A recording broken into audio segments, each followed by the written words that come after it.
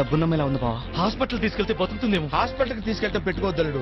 మధ్యలో చచ్చిపోయిందంటే కోర్టు చుట్టూ తిరగలా చావాలి. అది కాదు మామ, పాపం ఎవరో నా ఆడతా వల్ల కాదు. మీ తిప్పలు మీరు పడండి. సారీ బావా, మన పొజిషన్ కూడా వీక్ గానే ఉంది.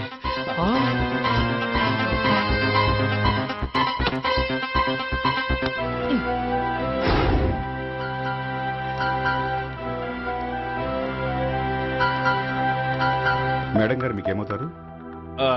ఆవిడెవరో నాకు తెలియదండి. రోడ్డు మీద యాక్సిడెంట్ అయి పడుంటే నేనే రక్షించి తీసుకొచ్చాను. You are great. ఇంతకీ ఆవిడెవరో తెలుసా? 100 కోట్ల ఆస్తికి ఏకైక వారసురాలు. జేకే ఇండస్ట్రీస్ అండ్ ఫైనాన్స్ కంపెనీకి ప్రొపరైటర్. పేరు సుందరీదేవి.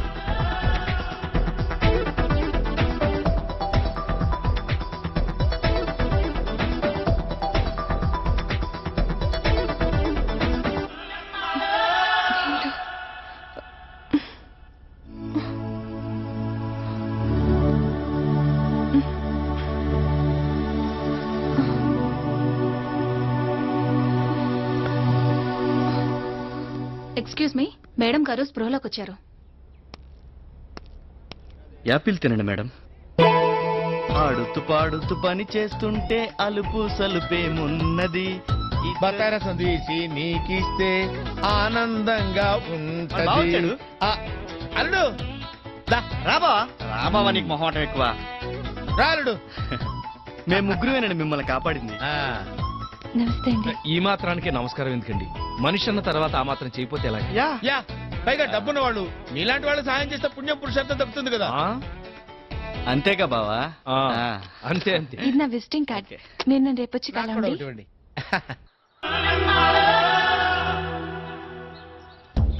అబ్బా, ఇల్లు పెద్దదే, ఖర్చు పెంచొచ్చు. ఇదిగో మీ ఇద్దరికి ముందే నేను చెప్తున్నా, మేడం గారు డబ్బు ఎంత కావాలని అడిగితే ఫిగర్ నేనే చెప్తా. అబ్బాయి సమానంగా పంచుకోవాలి, ముందే చెప్తున్నా. ఇది చాలా అన్యాయం. అసలు కాపాడింది నేను.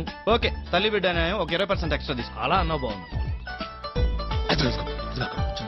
మిమ్మల్ని సేవ్ చేసిన వాళ్ళు వస్తామని ఫోన్ చేశారు మేడం. హలో, రండి రండి, కూర్చోండి. ఎలా ఉన్నారు మేడం? రండి. I'm fine. ఏం తీసుకుంటారు? ఎంత ఇచ్చినా తీసుకుంటామండి. 3 మిల్క్. ఏంటి ఆలోచిస్తున్నారు? అంటే మీ వారు? మేడం గారికి ఇంకా పెళ్లి కాలేదు. అవును, నా మనసుకు నచ్చిన మనిషి ఇంకా కనిపించలేదు. ప్రతి వాళ్ళు నా ఆస్తిని చూస్తారు, కానీ నన్ను అర్థం చేసుకునే మనిషి ఇప్పటి వరకు దొరకలేదు. అంతేలేండి, మీలాంటి అందగత్తికి మొగుడు దొరకటం అంత తేలిక కాదు. అందులోనూ మేడం గారి మనసు చాలా సున్నితమైంది. చిన్న విషయాన్ని కూడా బాగా అర్థమైపోతారు. కాబోయే మొగుడు కష్టపెట్టకూడదు కదా. నా దృష్టిలో భార్యాభర్తలంటే సీతారాములు. వాళ్ళకి ఎన్ని కష్టాలొచ్చినా కలిసే ఉన్నారు. అందుకే ఇన్ని తరాలైనా మనకు వాళ్ళు ఆదర్శ దంపతులు. నా దృష్టిలో భార్య అంటే మగోళ్ళలో సగం. ఆవిడికి తలనొప్పి వస్తే మనం అమృతాంజనం రాసుకోవాలి. ఆవిడికి జ్వరం వస్తే మనం టాబ్లెట్ వేసుకోవాలి. ఆవిడికి ఎక్కడైనా కాలితే మనం బర్ణాలు రాసుకోవాలి. ఒక్క మాటలో చెప్పాలంటే ఆవిడ గర్భిణి అయితే మనం ప్రసవించాలి. నా దృష్టిలో వైఫ్ అంటే వెలకట్లేని వజ్రం అండి. ఆవిడ్ని ఉద్యోగాలని వంటలని కష్టపెట్టకుండా తోడుగా నీడగా గుండెల్లో గుడి కట్టి రోజు కర్పూర హారతలు ఇవ్వాలండి. అదండి నాకు భార్యపై ఉన్న ఒపీనియన్. వెరీ గుడ్, చాలా గొప్పగా చెప్పారు. ఈ రోజు నుంచి మీరు నాకు గుడ్ ఫ్రెండ్. చాలా థ్యాంక్స్ అండి. ఇస్తే వెళ్ళిపోతాం. అవును, మీ ముగ్గురులో ఎవరికైనా పెళ్ళైందా?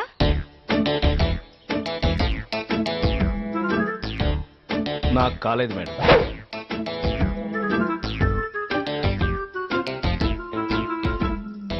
నాకు కాలేదు మేడం. వీళ్ళిద్దరికీ కాలేదంటే నాకెలా అవుతుంది? నాకు అవలేదు మేడం. మీరు నాకు ప్రాణదానం చేసిన వ్యక్తులు. మీ మాటలు నన్ను చాలా ఇంప్రెస్ చేశాయి. అందుకే నేను ఒక డెసిషన్కి వచ్చాను. మీ ముగ్గురులో ఒకళ్ళని పెళ్లి చేసుకోవాలనుకుంటున్నాను. అయితే మా రాంబాబుని పెళ్లి చేసుకోండి మేడం. మా చంద్రాన్ని తీసుకోండి. అలా కాదులేండి, వీళ్ళిద్దరిలో ఎవరో ఒకరిని చేసుకోండి. ఆహా, చాలా గొప్ప ఫ్రెండ్షిప్ అండి మీది.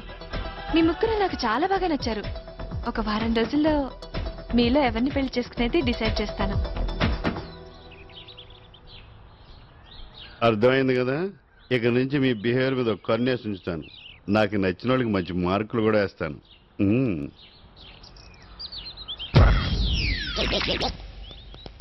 ఆగండి అక్కడ.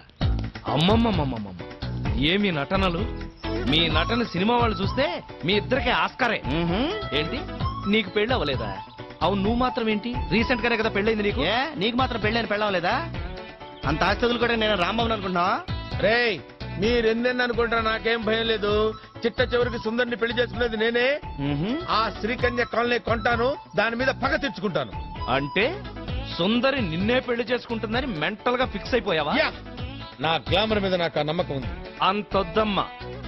ఎందుకంటే ముందు అసలు మన ముగ్గురికి పెళ్ళైందన్న విషయం దొంగల్లాగా ఒకడికి తెలియకుండా ఒకడు సుందరి దగ్గర రివీల్ చేయకూడదు. ఇదిగో ముఖ్యంగా రాంబాబు, నీకు చెప్తున్నాను నేను. ఏంటి నాకు చెప్తావేంటి? ఇది చెప్పచ్చు కదా. ఒరే నీకు కూడా చెప్తున్నాను నేను. చెప్పేది అందరు రాంబాబులానే ఉంటారండి. ఏ రాంబాబు గారుగా? రాంబాబు ఏ పేరు పెట్టి పిలుస్తావు నువ్వు? ఆగండి. ఆగండి. ఇలా గొడవలు వస్తాయని మనం మర్యాదగా జెంటిల్మెన్ అగ్రిమెంట్ కి రావాలి. ఒట్టేయండి. ఒట్టు.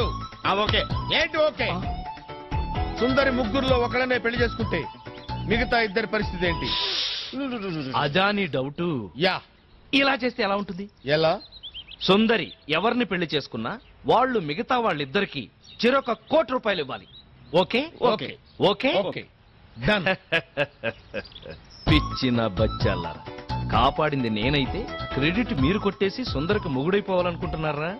సుందరిని వారం రోజుల్లో పడగొట్టి మీ ఇద్దరికి షాక్ ఇస్తాను. మీ ఇద్దరిలోకి కుర్రాణ్ణి, ఉత్సాహవంతుణ్ణి. సుందరి నాకు కాకుండా మీకెలా పడుతుందిరా?